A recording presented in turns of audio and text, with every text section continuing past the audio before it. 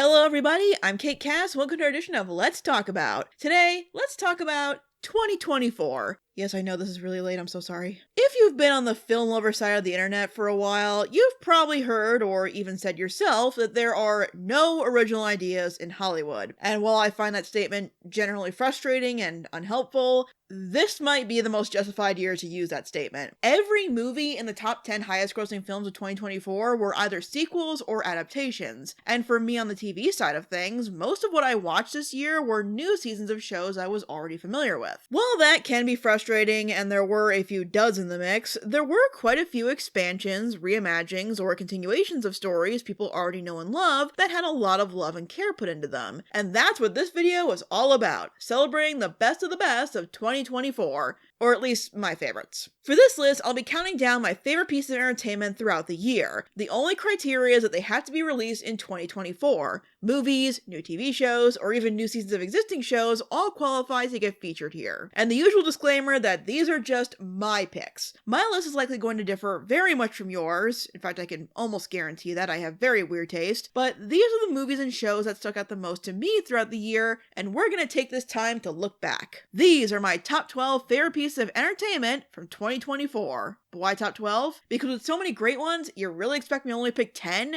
Let's kick this list off with number 12. Fairly Odd Parents, A New Wish. Yeah, I'm surprised this is here too. The Fairly Odd Parents has become an infamous topic. What started as a fun, imaginative series slowly had the magic drained from it with various bad decisions and seasonal rot until it quietly ended with no fanfare. One of Nickelodeon's longest running series didn't get a proper finale, and I don't think anyone cared because we just wanted it to die. Its lows have become a much bigger part of its legacy than its highs, not helped by how much Nick was trying to prop up its corpse Weekend at Bernie style with the aforementioned seasonal rot and live-action spin-offs when nobody cared anymore. So when A New Wish was announced, just after another failed reboot by the way, it was met more with annoyed resignation than anything resembling excitement, at least from people who grew up with the original. Thankfully though, when all was said and done, A New Wish turned out to be a very pleasant surprise. It's amazing how something as simple as a new main character and a new point of view can revitalize a series. Hazel is such an endearing protagonist who isn't just Timmy 2.0. She's got her own problems, her own ways of using Cosmo and Wanda to solve them, and of course, her own ways of getting into trouble by not thinking things through. Admittedly, it doesn't quite get to the high level of consequences that Timmy's wishes could, and I feel like they're still neglecting the rules a bit because there's a lot of competition-based wishes, but it offers a lot of the elaborate hijinks its premise is capable of without treading past we've already gone down. It is a wonderful successor to the original, playing around with the show's past in fun and creative ways while offering a fresh adventure for the new generation watching stories with Cosmo and Wanda for the first time. It honestly makes me feel like this is what Fairly Odd Parents should have always been. Follow a god kid for a few seasons, have the magic couple move on to another kid, and continue from there. I understand why that wasn't always what it was, but I hope this franchise's future is more stuff like this. Combined with a creative art style that finally found a compromise to making these characters look good with computer animation, it is all around the breath of fresh air Fairly Odd Parents desperately needed to resuscitate itself. Even though I've only managed to watch the first half of its first season because for some reason Netflix didn't add all the episodes, what the heck guys, I was utterly charmed and delighted by what I saw, and from what I've seen and heard, it only gets better in the second half. Hello, editing Kate Cast here, just to hop in and say that since I recorded this video, they put the entirety of Fairly Odd Parents: A New Wish onto Paramount Plus. I've been watching the second half of the first season since then, and it does indeed get better from there, so if you haven't, go over there, watch some Fairly Odd Parents: A New Wish. I really like it, and I want it to go on for another season, so please give it good viewership. Okay, back to the segment. As I'm writing this, there hasn't been confirmation on if A New Wish will continue, but I truly hope it does. It's the most I've been invested in a Nickelodeon project since Legend of Korra ended, which was, 10 years ago? It's done a lot of the legwork to build up trust with a tired audience again, and I think it's yet to reach its full potential. All I can say is, I wish we get another season of Fairly Odd Parents: A New Wish. Number 11. Elsbeth. In this year's installment of New Eccentric Detective Kate is Obsessed With, we might have the most quirky of the bunch. Elsbeth is a story of a lawyer sent to New York City to oversee a department of the NYPD, where through her observations, she winds up becoming an unconventional asset to perplexing murder cases. I once saw someone describe the show as if Columbo met Kimmy Schmidt, and that might be the perfect way to describe it. Like Columbo, the show employs the how catch 'em method of mystery writing rather than the who done it, meaning you know who the murderer is before the theme song plays, though in this show there are some classic whodunits sprinkled in. Normally this kind of mystery writing isn't really my thing, but Elsbeth does a great job at putting roadblocks in front of our detectives to make it so they have to really think outside the box to catch these people. It's also a fun showcase of just how essential needing actual evidence to arrest someone is, because every murderer on Elsbeth so far is rich or privileged in some way, and are not good at hiding the fact that they totally killed the victim of the week. It makes the gotcha moment satisfying because it feels so definitive, and I'm also not against watching rich people squirm. Rudy, the sound guy, helped me set that up. Apparently, you're not that fun to work for. No, but this... Like Kimmy Schmidt, Elsbeth Tassioni is as quirky and eccentric as they come. She carries multiple oversized handbags, wears really loud and lavish clothing, is a total tourist when first assigned to New York City, and takes an overzealous interest in any subject that crosses her path. But she's also clever and sneaky. Every action she takes might seem outlandish and pushy, but it's always with intent. She sometimes even forms personal connections with people involved in investigations, making the inevitable gotcha moments even more ripe with emotion. It makes for a very entertaining lead character, and Carrie Preston does a magnificent job portraying her. I don't think Elsbeth is as good as some of the other mystery-themed stuff I feature on these lists, like Poker Face or the Benoit Blanc series, but it's got a well-defined charm, and you can't help but get endeared to it as time goes on. If you want a sort of comfort murder mystery show, then this is definitely the place to go. Also, it's one of those shows that gets amazing guest stars to play the murderers, so that's always a fun bonus. He did it. He's the killer. What? How could you possibly know that? He has 3 Tony Awards. Number 10. Will and Harper. Screw Amelia Perez, watch this trans story instead. This is a project that immediately fascinated me when it crossed my path, but I didn't get around to watching it until I was in the middle of making this list. Turns out it was so good, and in my opinion important, that it actually knocked something else off the list to get on here. Now obviously, as a cisgendered woman, there's only so much I can evaluate this as a good trans narrative, but that's also kind of the point of this documentary. How Will Ferrell reacted when one of his best friends transitioned. He didn't react with fear or betrayal or disgust, but curiosity. The movie is just Ferrell and his friend Harper on a cross-country road trip, reaffirming their friendship and discovering new things about each other. I think the simplicity of the concept, yet the complexities it addresses and presents, are what really make this stand out to me. Harper has done road trips like this tons of times before she transitioned, and this is her way of doing it again as her true self. In good ways, and occasionally, unfortunately, in bad. It's just so sincere the whole time. The honesty between these two is what really sells it for me. How much Will wants to support his friend and understand her, and how comfortable Harper is around Will to really open up and put people in the mindset of what it's like to live as a trans person. The ins and outs, the confidences and doubts, all the ups and downs that come with this journey without feeling preachy or distant. You don't need me to tell you the struggles transgender people are facing in the US specifically right now. In fact, I am probably very unqualified to do so. But what I am qualified to say is that in a time filled with division and people being afraid or exclusionary towards things they think they understand, the pure intent of someone just genuinely wanting to understand their friend better and using their resources and platform to elevate their voice is the kind of story we desperately need to encourage right now. Be curious, not judgmental. Number 9. Deadpool and Wolverine. Strangely the only MCU movie to come out this year, which might have made it stand out a bit more to audiences on that alone. I mean, what else are people gonna go watch, Madam Web? But I find it fascinating that the only main Marvel movie to come out in 2024 was the official integration of Deadpool into the cinematic universe. The only hero from the Fox Marvel movies to survive the Disney merger for, reasons. Can you imagine the fun, the chaos, the residuals?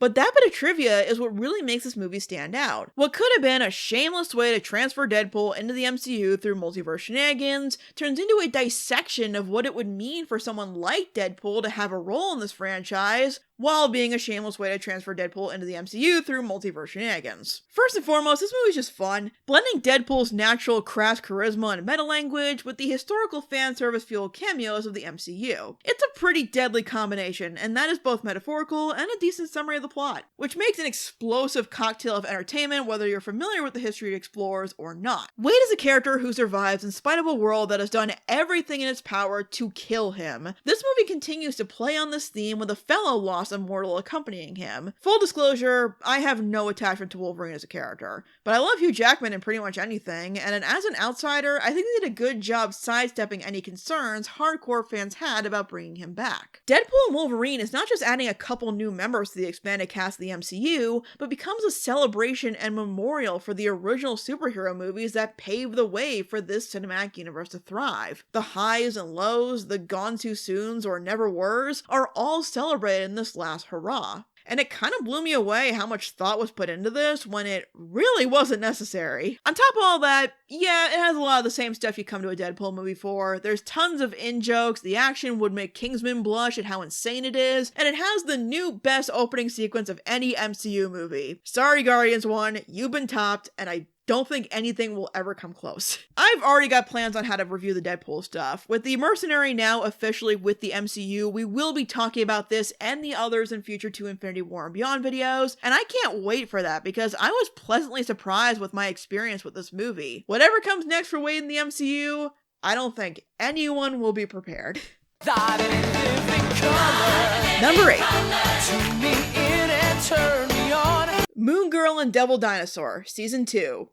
A. This is the kind of show where all it had to do was more of the same, and Moon Girl's second season would have automatically gotten on my list. But while season 2 of Moon Girl and Devil Dinosaur has more of what made the first season so great, its animation, music, fun villains, and beloved cast of characters, it does build on the events of season 1 and push the situations a little harder. There are still the typical adventures you'd expect from a show like this, but they also introduce some new characters, have some more eccentric scenarios, get Lunella's family more involved, and build on the consequences of the first season. Lunella starts to feel the pressure of the situations and dangers she gets into as a superhero, and it creates conflicts with her family and friends. But it doesn't feel too melodramatic or cliche. It really comes across like how real people would feel if they were put into hard to comprehend situations like this, especially kids. And combining all that with the show's already outstanding presentation and design work allows for some really powerful standout moments. Moon Girl and Devil Dinosaur is to me one of the most slept on animated shows right now. Everything it does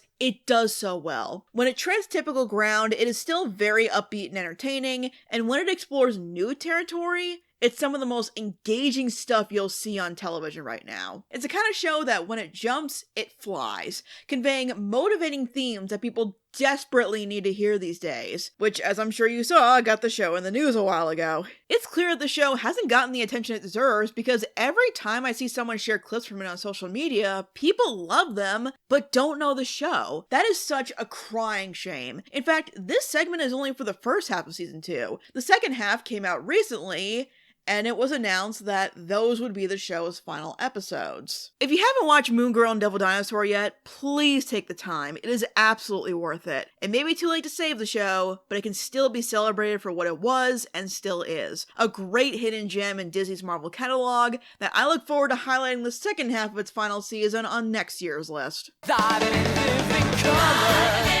Number 7.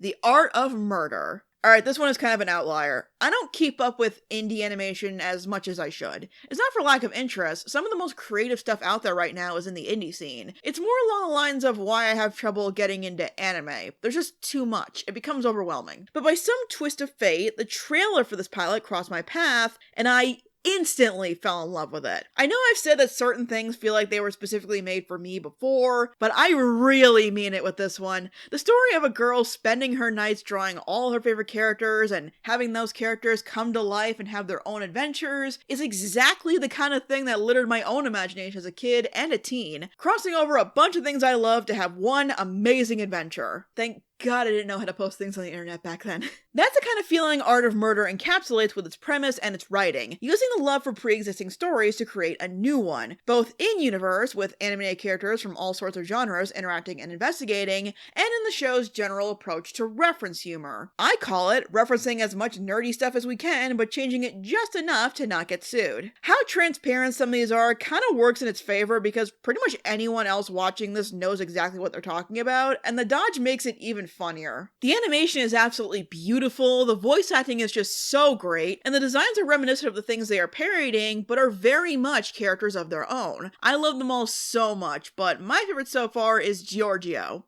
Because of course he is. They got an incredibly talented group of people to work on every aspect of this thing, and it shows. A murder mystery musical, starring beloved animated characters changed slightly to fit the situation, hits pretty much every mark for something that I would love. It's exactly the kind of story I would have conceived of in high school, but with much higher production value and creative intent. I really hope the team at Chocolate Chip Animation Studios get to tell the rest of the story. I have an idea of where the mystery is going, and if I'm right, I think it's really gonna hit hard. In a good way. Bit of a deviation from what I usually put on this list, but while it doesn't really need my promotion, I just want more people to watch it, so they'll make more, because I loved it. It's a goofy little pilot that is not subtle in any way, shape, or form, but that's part of the fun. It endeared me to it from minute one. I cannot wait to see how the case closes. Number 6.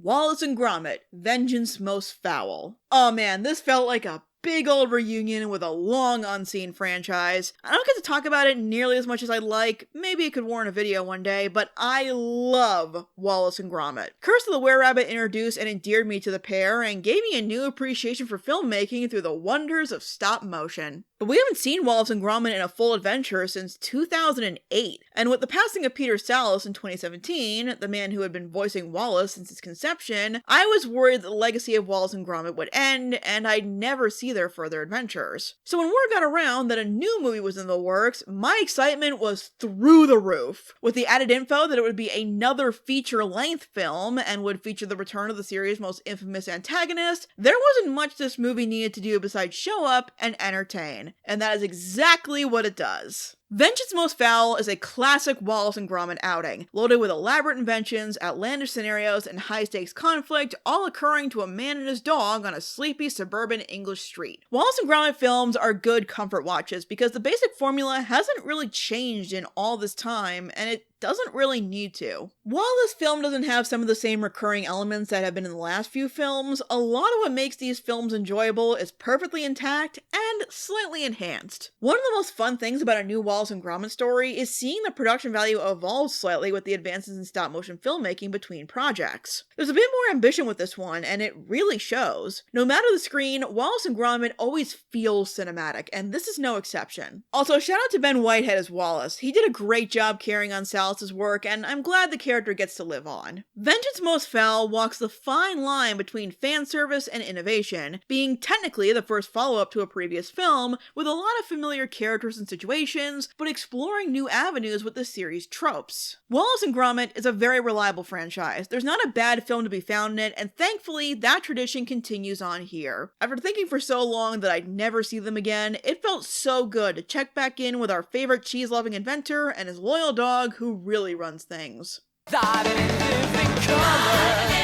Number 5.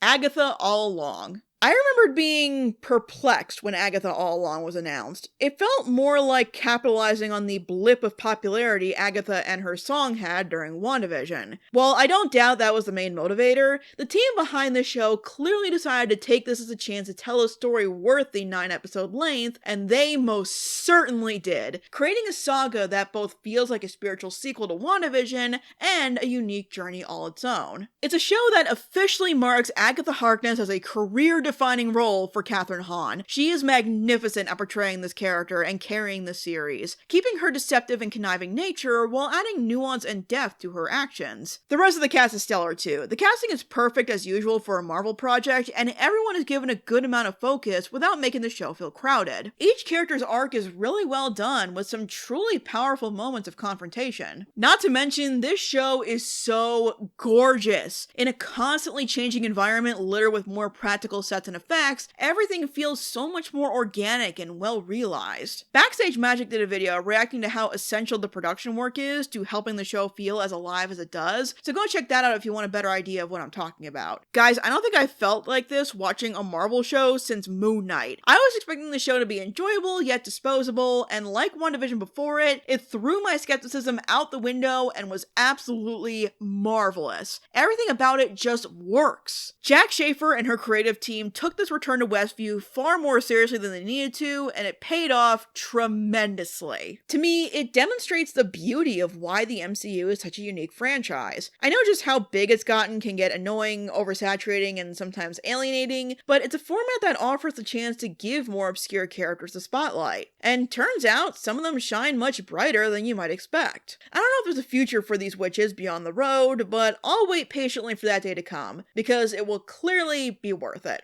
Also, yes, of course I had The Ballad of the Witches Road on loop for several weeks after the show aired. What'd you expect? It's a sensational song. I didn't think the Agatha All Along theme song could be beat, but here we are.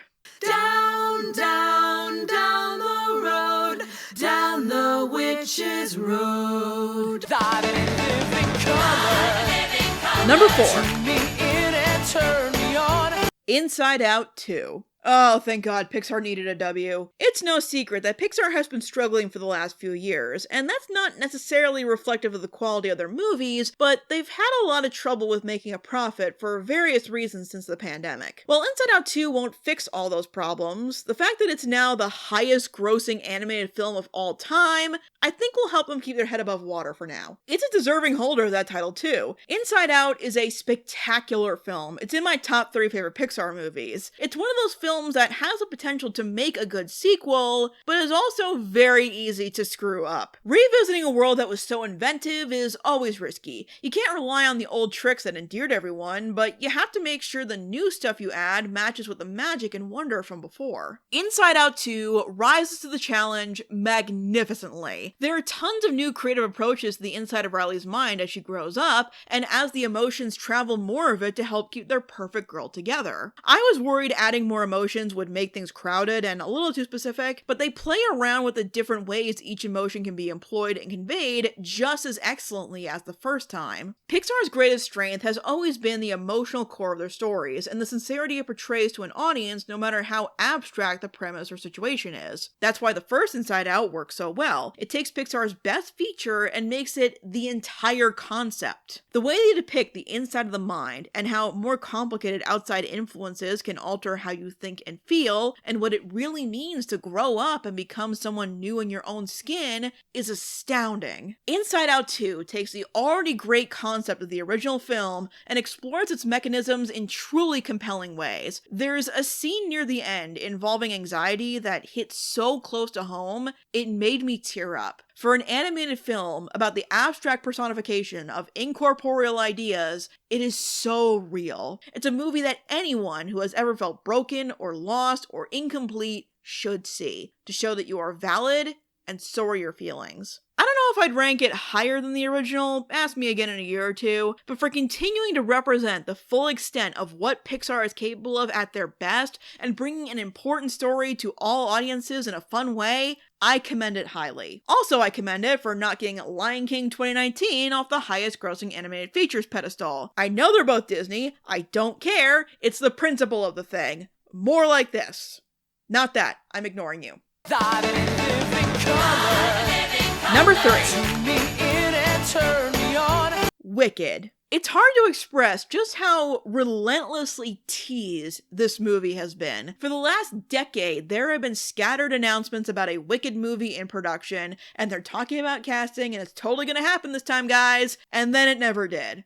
Until it did. Fans of the musical have been waiting for it for a very long time, that when the movie finally came, it needed to be as great as we all imagined it could be, or they'd never hear the end of it. So anything that was concerning got very concerning. The color correction in the trailers, the aggressive marketing turning people off, and the biggest concern that it would be split into 2 parts. That was really my only concern, but it was a big one. But I was willing to roll with it and hope for the best because it's Wicked. It's a great, straightforward, tried and true story. There's no way they could mess it up. And the best part is, they didn't.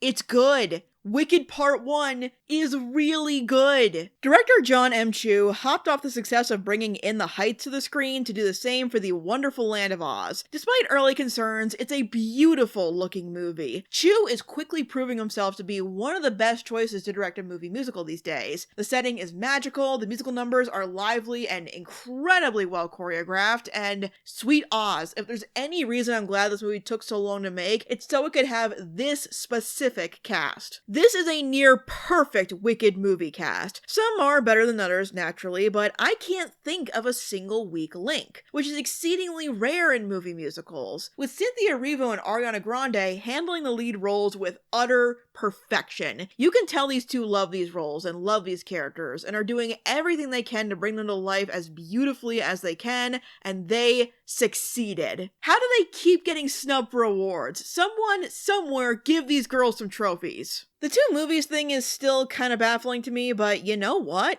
It doesn't drag it down at all so far. I was perplexed at why this first part is almost as long as the entire stage musical, and while they didn't add too much, it doesn't feel derivative. My only real complaint is that Defying Gravity was too long. It is superbly done, but 14 minutes for what is usually an 8-minute sequence was getting kind of ridiculous. Honestly, if I was a little less biased, Inside Out 2 might have ranked above this. But as a big Wicked fan who wanted this so badly but had so many doubts that they'd be able to pull it off, this feels like just the right spot. It sucks that I have to wait for some of my favorite scenes and songs in part 2, but I have no doubt they'll stick the landing after they flew to such heights in this adaptation. Expect to hear about it again on next year's list. Died in living color. Number 2. Tune me in and turn me on. The Wild Robot. You know that feeling when a movie is just as good as you were hoping it would be?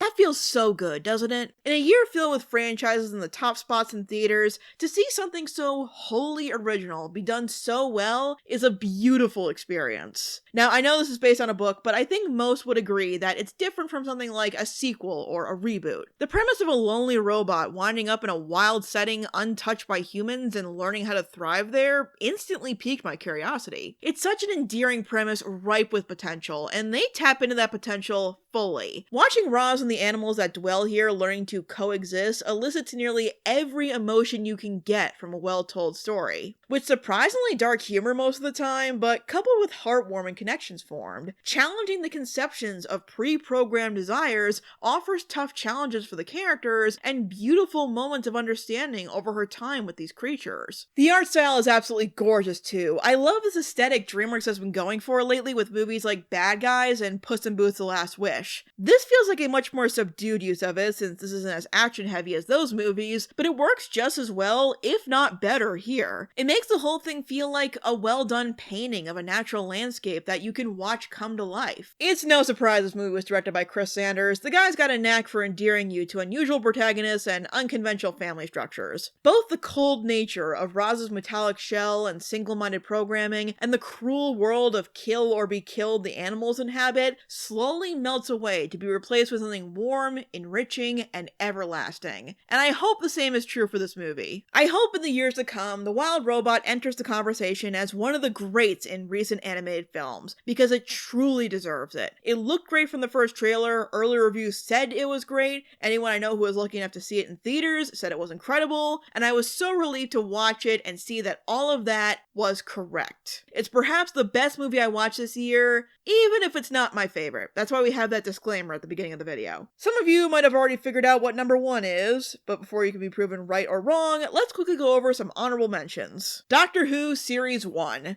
Which is what we're all calling it, I guess. There's a lot of critique about the 15th Doctor's first season of adventures, but there's a lot to like, too. Ncuti Gatwa is doing an absolutely magnificent job making traveling through space and time feel just as fun and exciting as it should. There were some really cool and intense scenarios this season, and a lot of experimentation that I can at least respect, even if I don't always get it. I still don't know what the deal was with 73 yards. Its misses are what pushed it into honorable mentions, especially the last half hour of the season finale, but it showed me that the show has a bright future with the tools they have at their disposal, especially with the next season having some fresh talent in the writer's room. Like, thank God, that is overdue. Only Murders in the Building, Season 4. The old reliable that, while not on the list proper, continues to be just as excellent as past seasons. Another solid mystery with some emotional twists, an insane roster of incredible actors playing wildly eccentric characters that makes each episode more entertaining than the last, and an increasing investment in the lives and pursuits of our resident podcasters. It also has some of the funniest scenes I watch on TV this year. No surprise with this group, I know. It's always a pledge for the Only Murders in the Building. Cannot wait for season 5. Squid Game 2. I was way late getting in on the Squid Game craze. By the time I watched it, season 2 had already come out, and I might be one of the few who enjoyed season 2 more than the first. What could have just been a carbon copy season, going through the motions again with one deviation, turns into an even more elaborate game with a great cast of contestants. I'm much more invested in where this is going after the events of this game. Oh, and by the way, this is what got knocked off the list to make room for Will and Harper. So close. Don't worry though, guys, my eliminations aren't as harsh as theirs. Sonic X Shadow Generations, Dark Beginnings. Alright, I know it's questionable if this even counts, and that's why it's in the honorable mentions. Dark Beginnings was the first big project for the Year of Shadow, and it was a great sign of things to come. It's an excellent reminiscence on Shadow's history, the animation is out of this world, and there are really impactful moments that are some of the most stunning stuff I've seen in this franchise. For a promotional prologue confined to online shorts, that's immensely impressive. As a big Shadow fan, I greatly approve, which actually leads very nicely into my number one favorite piece of entertainment of 2024 is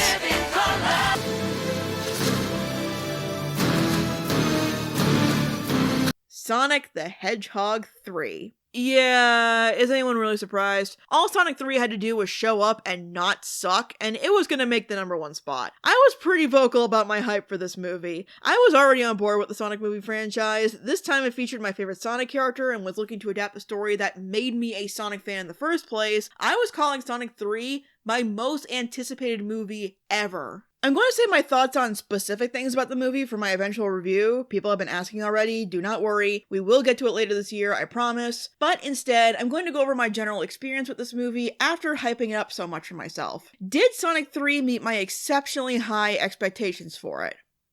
No. To be frank, I think there are some opportunities they miss with telling this specific story, or at least a version of it, in the movie universe. How Shadow's story affects Sonic's relationship with humanity is definitely there, but I kind of wish it was there more. There are a few things I could nitpick about it from an adaptation standpoint, or it could have been a bit stronger if the movie had even 10 more minutes of runtime to work with. That said, the moments that are there, the action, the locations, the scope, the characters, the conflicts, the performances are all so beautifully realized that I have no trouble not letting those nitpicks or slight disappointments tarnish my view of the film. Sonic the Hedgehog 3 strives to honor one of the franchise's most memorable stories while reinventing it to fit the needs of this franchise, drawing from the movie universe's history to elevate the material they are integrating into it. This is the best combination of movie and game elements that I have seen yet from the film franchise. It still has some of the movie's problems, but what works about them has reached new heights and done bold new things with the Sonic universe. Some things that I cannot believe took them this long to attempt. There is so much, oh my god, this is the coolest thing I've ever seen energy radiating from this movie that it's hard not to get swept up in it and just brace yourself for the ride ahead, especially by the third act. But it also takes time to absorb the pathos and heart of the characters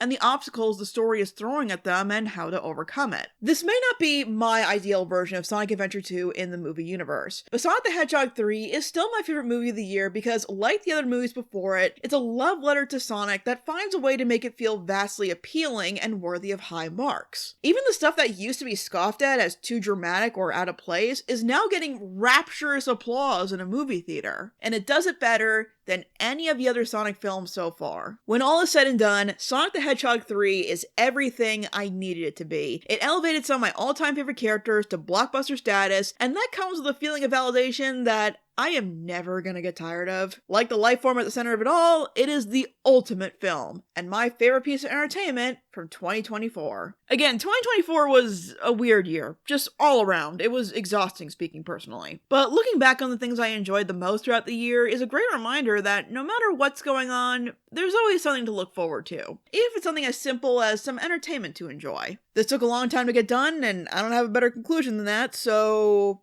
roll the credits. Thanks for watching, everyone. Definitely let me know what your favorite entertainment of 2024 was in the comments below. That's why this series is called Let's Talk About. I want to give a very special thanks to my patrons who help support my content, including Jinx Productions and Wait in the Wings. If you'd like to join these fine people in supporting my content while getting cool exclusive perks, you can check my Patreon page at the link in the description, as well as my other social media if you'd like to check out any of those. Thank you so much again for watching, and I will see you guys next time.